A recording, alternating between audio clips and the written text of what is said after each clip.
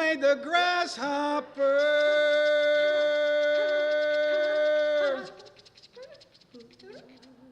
I mean, this one.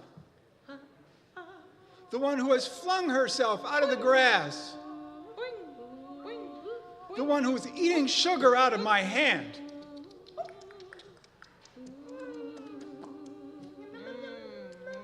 Who was moving her jaws back and forth and back and forth, instead of up and down. And now she lifts her pale forearms and thoroughly washes her face.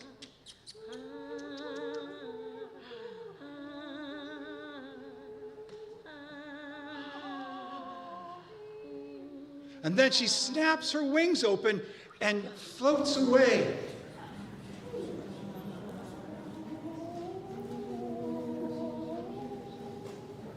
I don't know exactly what prayer is.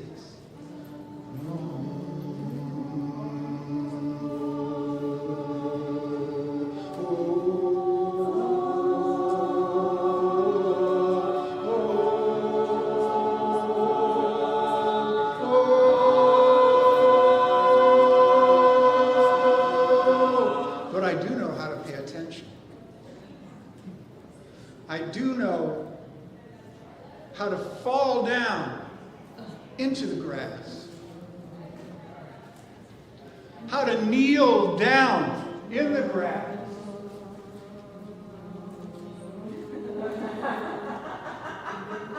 how to laugh hysterically at nothing,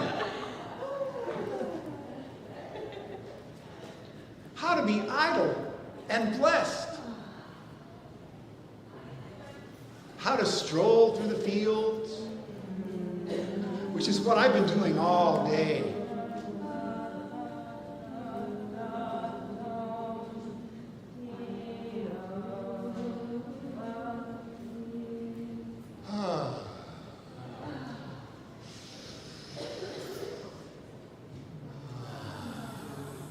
So tell me, what else should I have done?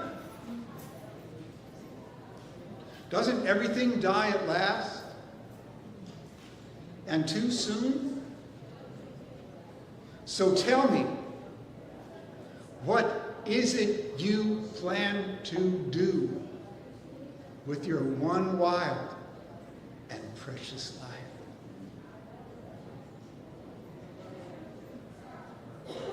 Tell me, what is it you plan to do with your one wild and precious life? One wild and precious life. One wild and precious life. One wild and precious life. One wild and precious life. What do you plan to do with your one wild and precious life? One wild and precious life. One wild and precious life. One wild and precious life. One wild and precious life. Who made the world? Who made the swans? One wild and precious life. The black bear? One wild and precious life. Who made the grasshopper? Wild and precious life. This grasshopper. I mean, the one that flung herself out of the grass. Who's eating sugar out of my hand. Who's moving her jaws back and forth instead of up and down. Wild and precious life. One wild and precious life. One wild and precious life. She's moving her jaws around, back and forth instead of up and down. She's gazing around with his enormous, complicated eyes. One wild and precious life. She lifts her pale forearms and thoroughly washes her face. And now she snaps her wings and floats away. I don't know exactly what a prayer is, but I do know how to pay attention, how to fall down in the grass, how to kneel kneel down in the grass, how to be idle and blessed and stroll through the fields, which is what I've been doing all day. So tell me, what else should I have done? Doesn't everything die at last? So tell me, what is it you plan to do? With your one wild and precious life.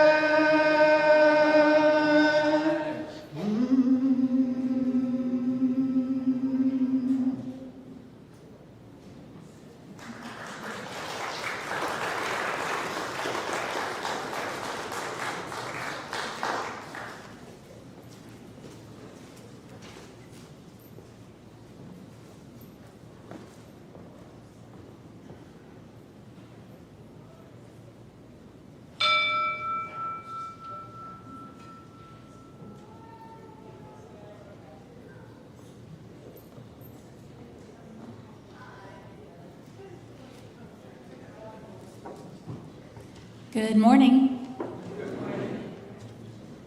Welcome to the Community Church of Chapel Hill, Unitarian Universalist. I'm Alexa Adamo Valverde, a member of the Worship Associates Ministry. We extend a warm welcome to all, especially visitors and newcomers, on this Juneteenth weekend and Father's Day. We are so glad you're here. Be sure to check out the special section for you on the back of the order of service. Welcome guests and newcomers. And please join us after service for our Sunday social. We also welcome those of you attending online.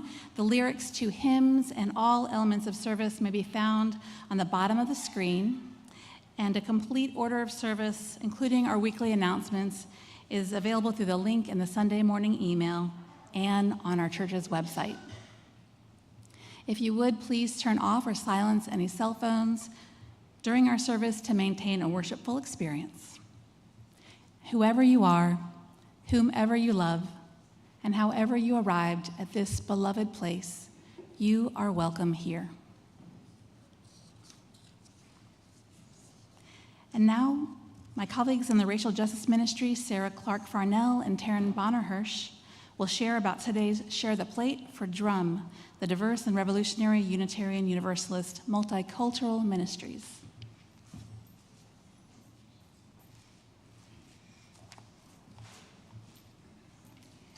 This week's Share the Plate is in support of DRUM, which stands for Diverse and Revolutionary Unitarian Universalist Multicultural Ministries.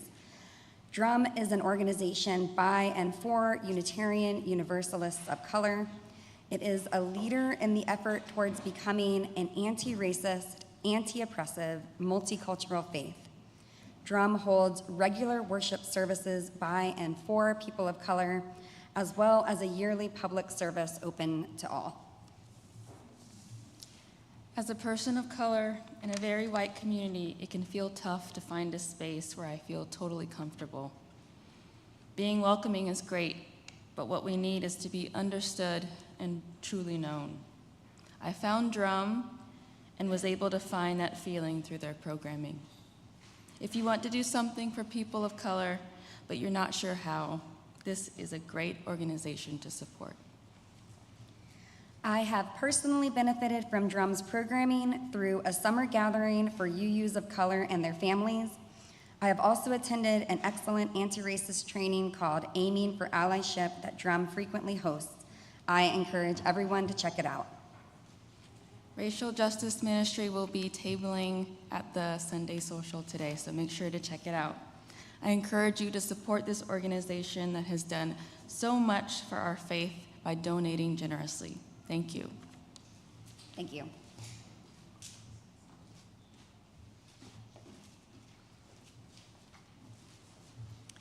Please rise in body or in spirit for our opening hymn, number 131 in the gray hymnal, Love Will Guide Us.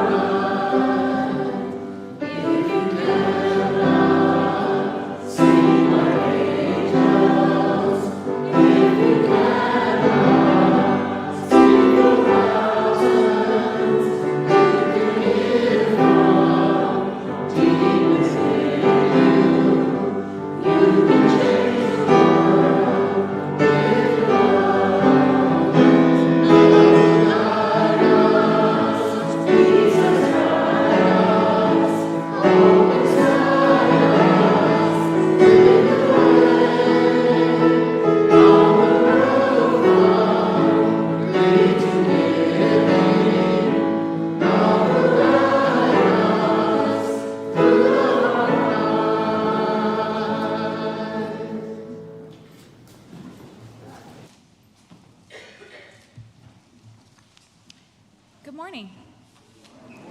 I'm Miranda Holquist, and I've been chair of the worship ministry for the past year.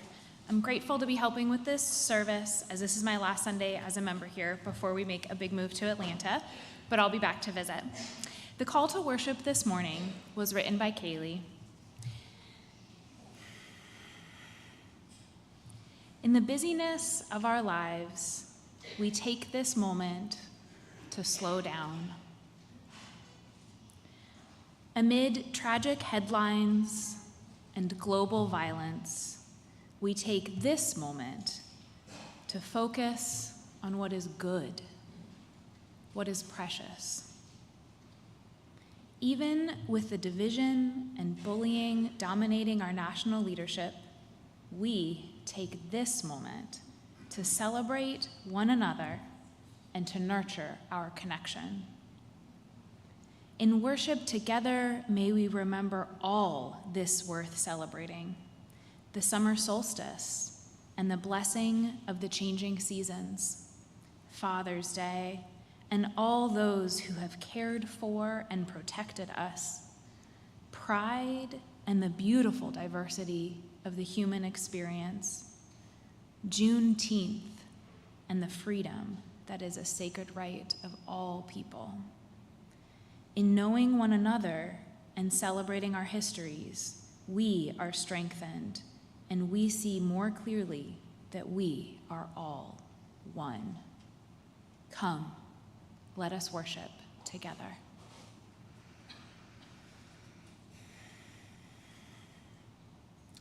The words for our chalice lighting were written by Kenneth Patton, and you will find them in your order of service.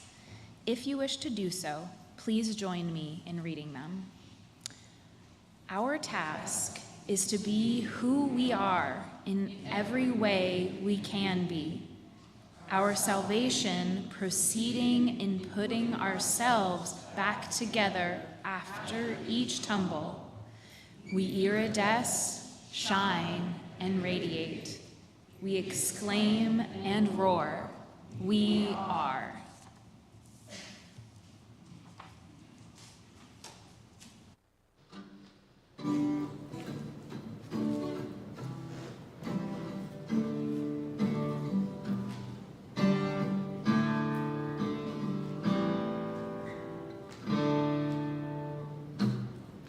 We're moving on from hatred.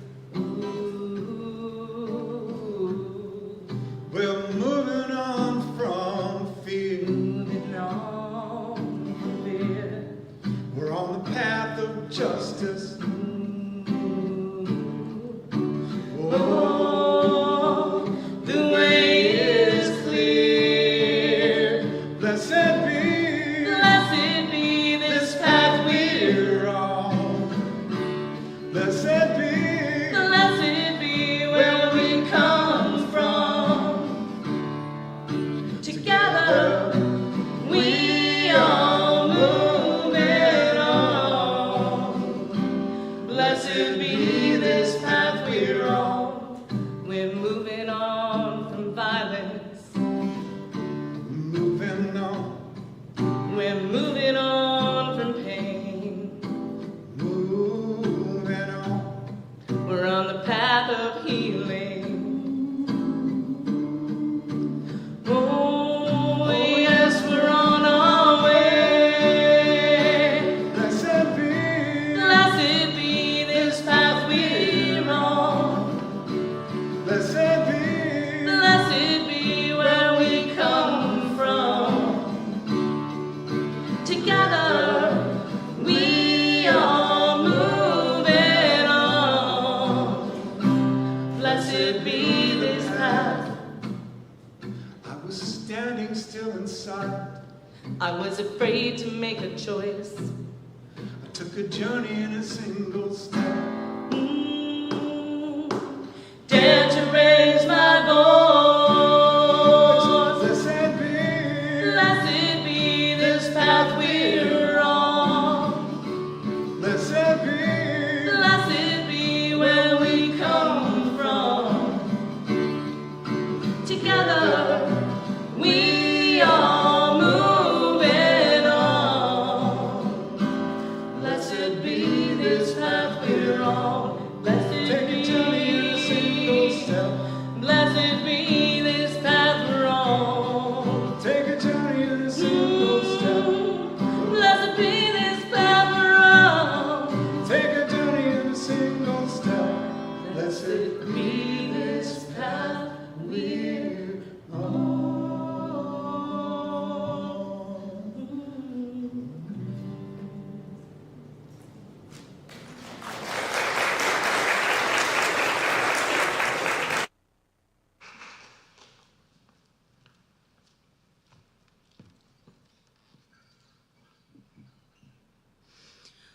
We make space in our service each week to hold the joys and sorrows that we carry with us into this community.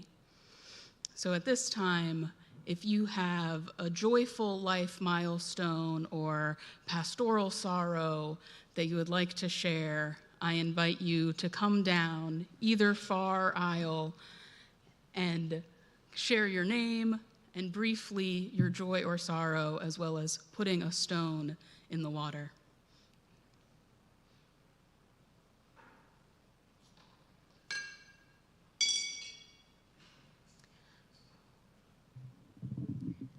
I'm Sarah Clark Farnell, and last Sunday the congregation voted to ordain me, so that's a big deal, and I want to say thank you.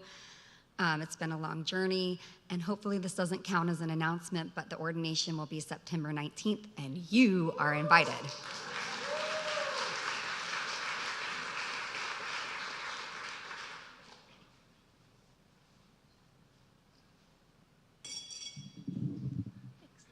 Good morning, I'm Amy Maddox.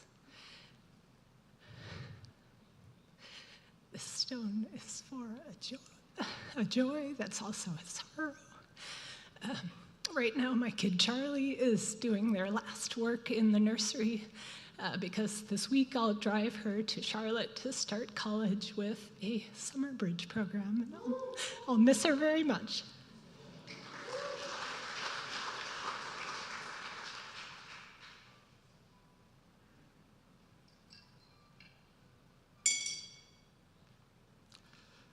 Hello, my name is Matthew Steer, and I have a joy, sorrow, joy sandwich.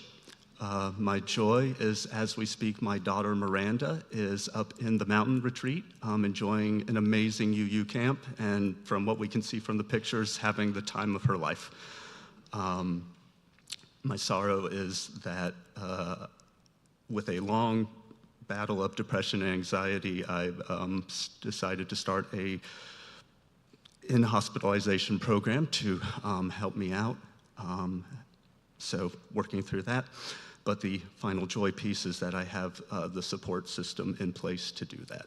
Thank you.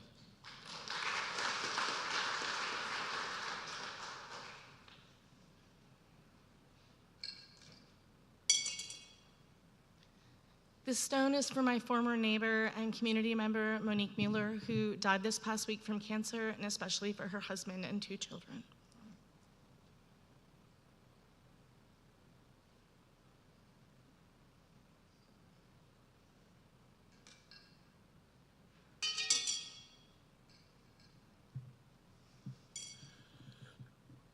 I'm Charles Lee. I'm Lois Lee. And we have 2 sorrows to share with you today. Go ahead, Lois, yours first. A former student of mine, 38 years old, beautiful young woman from Charlotte, was killed on June 4th when a 26-year-old man sped down the street, ran a red light, and killed her in the intersection as she was doing her morning jog. She was a lovely person, an attorney in Charlotte, married and had twin 2.5-year-old girls. She's been on our minds and in our hearts all week. My sorrow, our sorrow, is for a friend of ours who was from Sarasota, Florida, and now lived in Bucksport, Maine. His name is David Key. David was a retired attorney and had been the chair of the Bar Association in Maine, so he knew everybody. But they were involved in an automobile accident. His wife was driving and he was in the car. He had a brain bleed from the wound to the head, and they said he would live a week, and that's what he did. He lived a week. He was, in good care, and he wasn't hurting, but there was no way for them to fix what had happened. So another car accident, and David and Paula Key in Bucksport, Maine. Keep them in your thoughts. They're good Unitarians.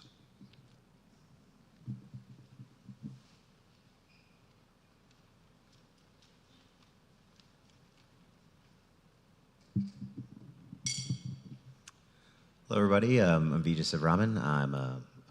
I've put a stone in the water for joy. My joy is that I was able to take graduate students from NCCU on a camping trip Friday night to celebrate Juneteenth. And we all went to Hanging Rock State Park and went tubing Saturday.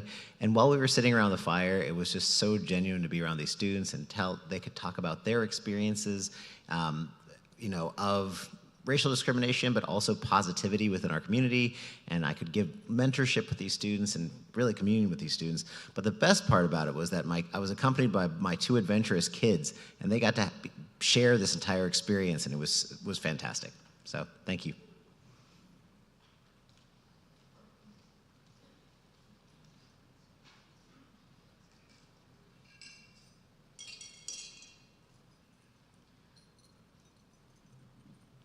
My name is Rachel Rose, and I have a joy and a sorrow. My sorrow is that Father's Day brings up a lot of grief, just not for me, but for others, those of us who didn't have the father we needed or deserved, or for the two parent homes that don't include a father, those are valid as well on this day, and for the fathers that we miss when they are gone. And my joy is that my husband, I'm so grateful for him giving me the two wonderful children who we share, and who has been the father for them that neither his father nor mine could be for us.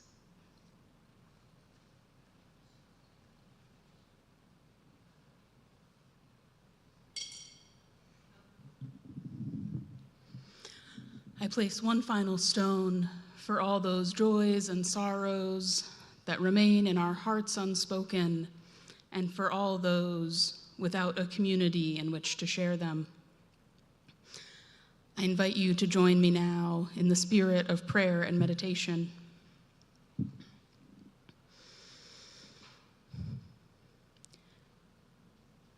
Great mystery, Spirit of the universe, let us remember the infinity we've come from. In the swirling vastness of space, by some miracle of life, the elements all came together and created us. People who laugh and cry and hug and fight. May we feel the presence of the blessing that is this life. Let us be lifted up by the joys in one another's lives, the triumphs and milestones, the reunions and rememberings. And let us hold with care the sorrows that we carry with us, the deep loss and disappointment,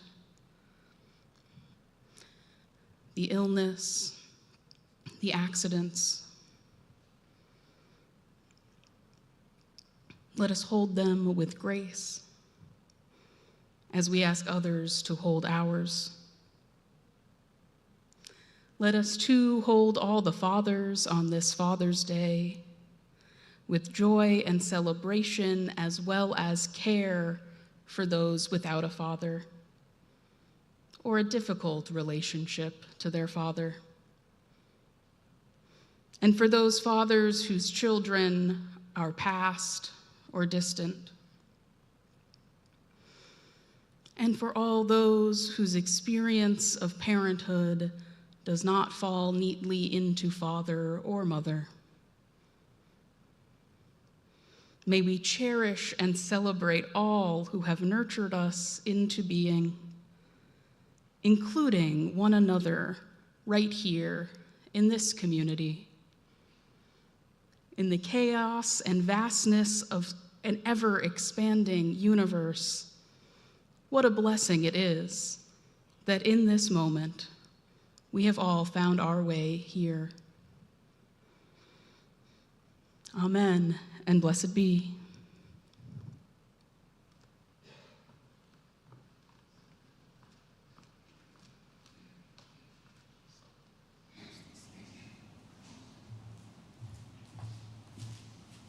Good morning, everybody. For our meditation hymn, we usually take the opportunity to remind the congregation, and for those of you who are new, this will be important to know and understand about the evolution of this song that we're about to sing. So these are some quotes from Holly Near, who composed this piece of music. I wrote this song when Harvey Milk and George Moscone were assassinated. That was back in 1978. Now, if you look in your hymnals over on the right page at the words to the 5th verse, it opens up with "We are gay and straight together." That's what we wanted to focus on here. We originally sang "We are gay and lesbian together," but then we were surrounded by the support of allies, and so I changed it to "We are gay and straight together," and that's what you see printed in our gray hymnals now. But then Holly Near goes on to say, now we are learning more and more about gender and sexuality, and it now requires many more syllables than I can fit into the meter of the song. So, but whatever door you walk through to your very essence, just know we see you, we see you. And so what we sing now is we now sing, we are all in this together. So when we get to the 5th verse, try to remember that we are all in this together. Thank you. Please rise in body or in spirit if you so desire, or you can remain seated. It's your choice.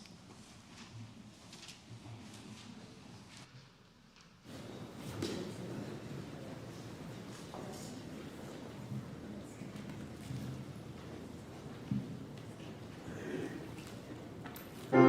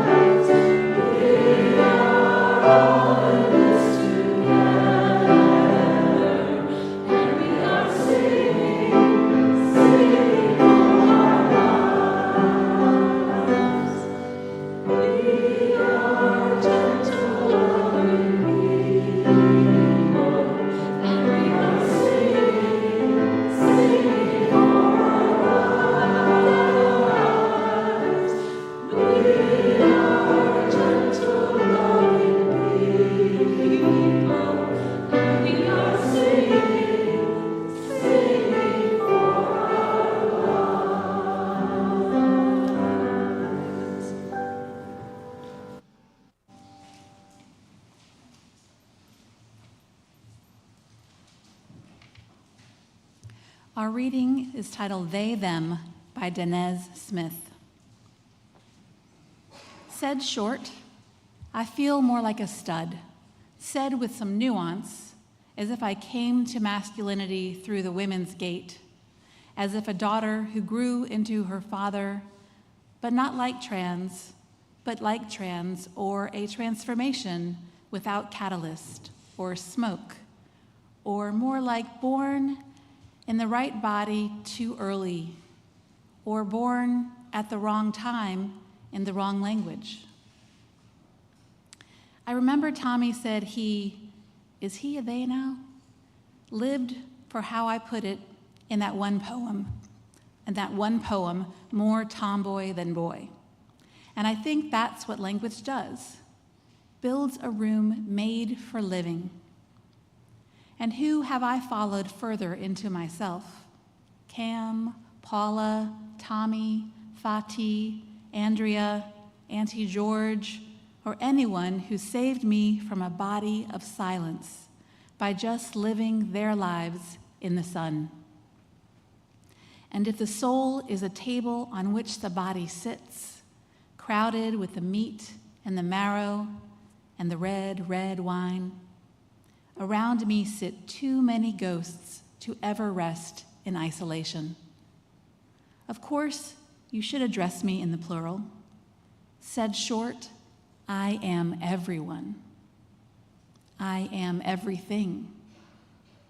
Said shorter, I am. And now it is time for our offertory. Freely have we received gifts that minister to our needs of body and spirit. Gladly we bring to our church and its wide concerns a portion of this bounty. If you wish to donate online, point your camera at the QR code on the back of the order of service. And there is information on the church's website. And if you wish to donate to the Share the Plate drum, please write STP in the memo line if you're writing a check. We will now receive the morning offering.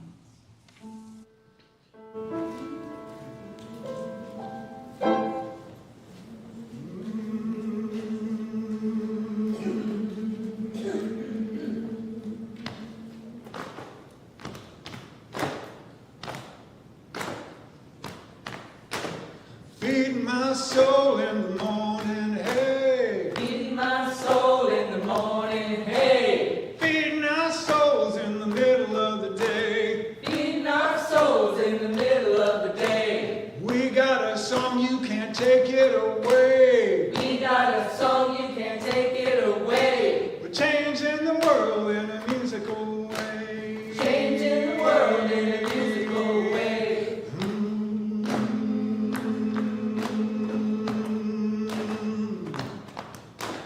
Marching down the street in the morning, hey. Marching down the street in the morning, hey. Marching down the street in the middle of the day. Marching down the street in the middle of the day. We got a song, you can't take it away. We got a song, you can't take it away. We're changing the world in a musical way. Changing the world in a musical way.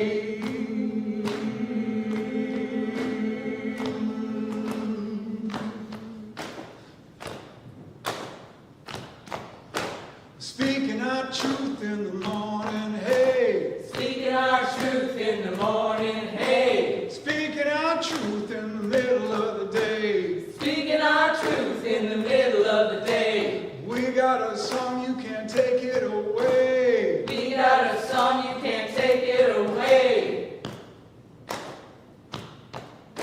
Speaking our truth in the middle of the day. Speaking our truth in the middle of the day. What happens when you forget the lyrics? Hey, feeding my soul in the morning, hey. Feeding my soul in the morning, hey. Feeding my soul in the middle of the day. Feeding my soul in the middle of the day. We got a song, you can't take it away. We got a song, you can't take it away. We got a song, you can't take it away. We got a song, you can't take it away.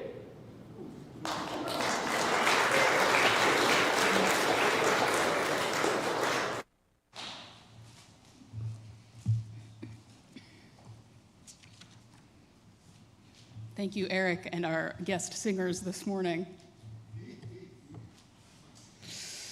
So here we are, Pride Month 2026, and 2 days after Juneteenth, which commemorates and celebrates the day that Union soldiers arrived in Texas and freedom for Black people there was finally enforced, 2.5 years after the Emancipation Proclamation supposedly ended slavery. And now we find ourselves in a world where federal and many state legislatures are hungrily rolling back rights and protections for both queer and Black Americans. From drag bans and bathroom bills to the decimation of the Voting Rights Act, we know we are living through a pivotal moment, a crossroads, where we can choose to keep our heads down and bow to the status quo, or where we can resist, work to change the direction that this country is headed in. To help us think about how to do that, let us travel back 57 years to June 28th, 1969. It is essentially illegal to be gay, and even to dress in a way that falls outside of the norm for your sex assigned at birth. Queer people find one another in secret or risk the legal and social consequences of being outed, including but not limited to violence and isolation. One of the primary locations for building this underground community is in gay bars. The Stonewall Inn in New York City's Greenwich Village is one of these bars. Before this day in June of '69, the Stonewall Inn was not a particularly nice or special place. According to those who frequented it, it's kind of a dive. It's a dirty bar where they water down the drinks. But it's also a place where queer people get to see that they are not alone. It's also a place where there is dancing and joy and community building. Now, it's common for the police to raid the gay bars, but normally they do it in the early hours of the morning when the crowd has thinned out. But on this night in June of 1969, it is just after 1 a.m. and the place is packed. 10 officers arrive and begin harassing and arresting Stonewall patrons. This time, something shifts. The community starts resisting. Scuffles with police inside the bar spill out onto the street. People start throwing things, rocks or maybe bricks or bar glasses. They're shouting and they're singing. There's a crowd gathering and joining in the resistance against the police. And the following night, double the number of people show up to demonstrate. And out of these demonstrations, coalitions and organizations are formed with the goal of ending discrimination and violence against gay people. Now, here in 2026, the Stonewall Revolt is often considered the event that sparked America's gay liberation movement. The first Pride parades were held on the 1-year anniversary to commemorate it. And out of this history, we get to learn about figures like Marsha P. Johnson and Sylvia Rivera, 2 trans women of color who are often credited with throwing the first brick at Stonewall. The legacy of these 2 remind us that queer people of color, who are doubly marginalized and often pushed to the side, have always been at the heart of queer liberation. But there is another time, another event in history of queer liberation that I think offers a very similar lesson. Let us go back even further. Now to Washington, D.C. in 1888. It is illegal to be gay and dress in ways that fall outside of the norm for your sex assigned at birth. It is also now just 15 years post the Emancipation Proclamation. So for those who are both Black and queer, it is especially dangerous to be caught straying from the gender and sexuality norms. Despite this, there is a man named William Dorsey Swan who opens up his home and hosts America's first drag balls in 1888. According to historian Channing Gerard Joseph, William Dorsey Swan is responsible for the understanding of drag queens that we have in America today. The origin of the term drag ball is somewhat disputed, but it possibly came as a play on the phrase grand rag, which is an old term for a masquerade ball. In Joseph's book, House of Swan, where slaves became queens and saved the world, he describes parties where gay Black men and gender nonconforming folks gather in gaudy ball gowns and fancy suits, singing songs and participating in resistance dances. These dances were inspired by the history of cakewalks, which was a contest held by enslaved people on southern plantations, where they performed specific dance routines that mimicked and satirized the mannerisms and attitudes of the white enslavers. Now, DC had outlawed slavery almost a year before the Emancipation Proclamation, and they began an annual celebration, not unlike Juneteenth, commemorating the freedom of over 3,000 formerly enslaved people in DC. And in this parade, a woman from each neighborhood who, quote, personified freedom for Black people was crowned Queen of Freedom. Inspired by this, Swan decides to hold friendly competitions at his parties and crown the winners drag queens. It is out of this sort of beauty pageant dance competition that we get the kind of RuPaul-style drag that has become quite mainstream in America. Swan's drag balls, not unlike the gay bars 80 years later, were frequently the target of police harassment and raids. Those who didn't manage to flee in time were arrested and their names printed in the papers. The punishment, a hefty fee or 1 to 10 months behind bars. At one point, Swan was sentenced to 30 days in prison, 300 days in prison. And during his imprisonment, he wrote to President Grover Cleveland to request a pardon. He sent his request along with 30 signatures from friends and supporters.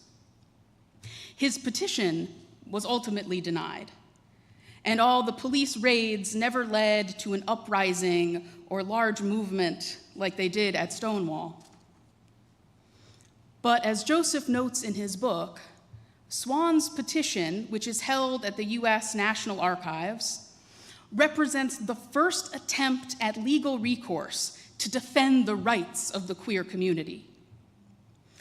This piece of queer history reminds us how absolutely inseparable queer liberation is from Black liberation.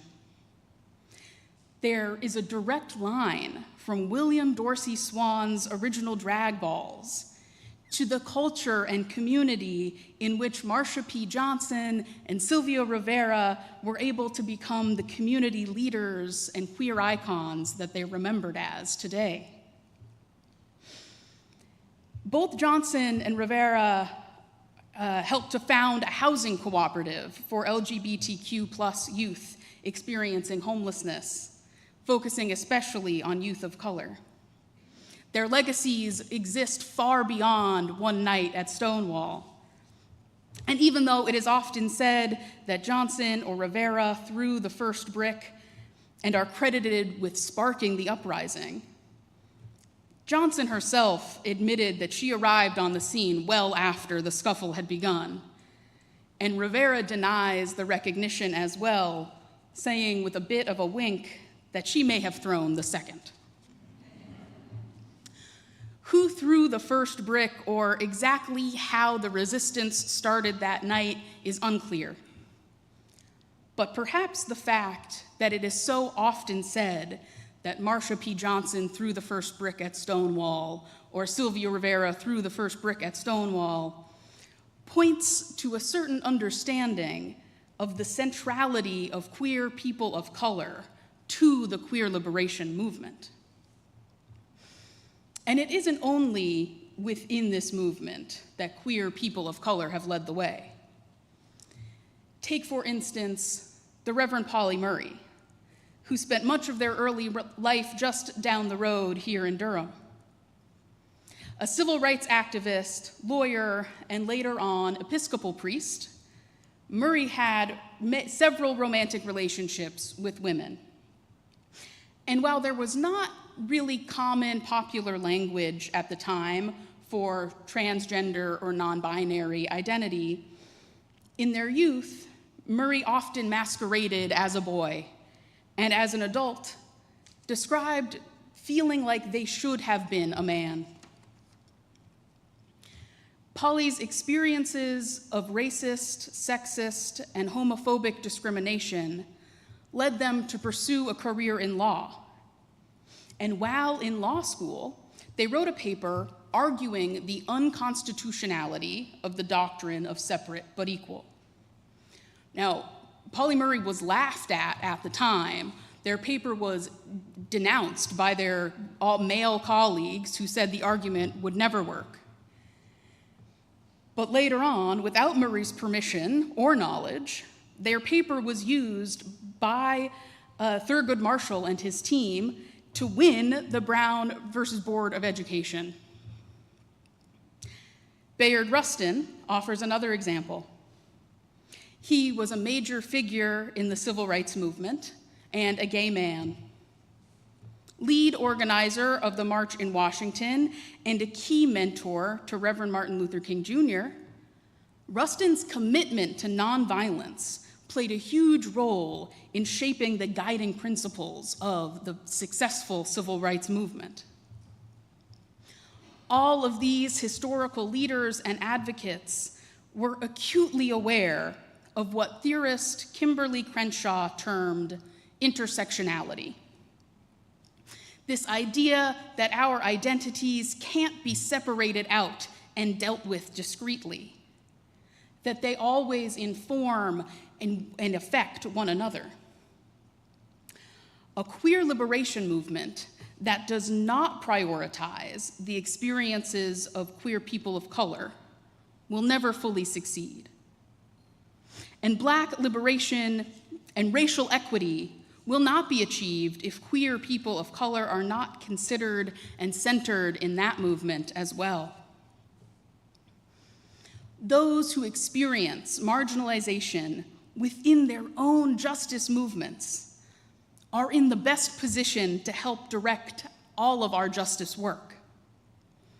We see evidence of this in the incredible impact of the work of folks like Polly Murray and Bayard Rustin, and in the enduring legacies of Marsha P. Johnson, Sylvia Rivera, and William Dorsey Swann. Let us all learn from their examples wherever we are fighting for justice. Are we listening to the voices of those who have been historically marginalized? Are we centering the experiences of those with multiple marginalized identities? We find ourselves here at this crossroads with choices to make. Let us choose the path illuminated for us by these Black queer trailblazers. By their example, may we build communities that protect and uplift us all. Let us not fear the depth and breadth and diversity of the human experience. Rather, may it open us up to even more beautiful truths, even more divine ways of living. Blessed be, and may it be so. Thank you. Our closing hymn this morning comes to us from the African American spiritual tradition from the slavery period. May we sing it in the spirit of resistance and deep, abiding hope for a better world. Please rise in body and or spirit and join in singing closing hymn number 95, There is More Love Somewhere.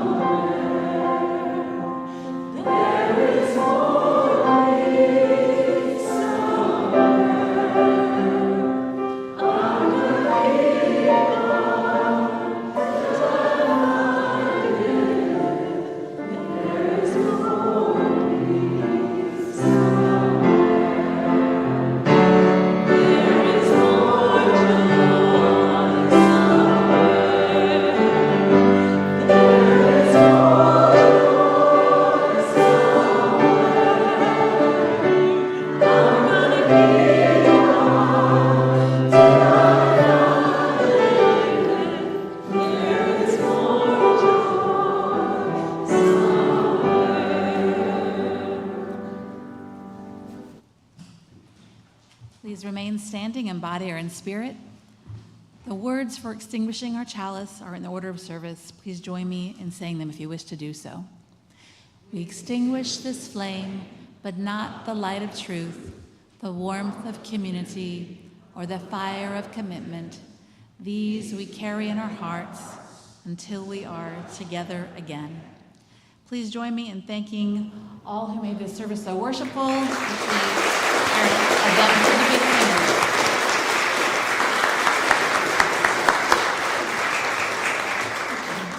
And now join in singing Shalom. As you are comfortable, please join hands with those next to you or cross your arms over your heart.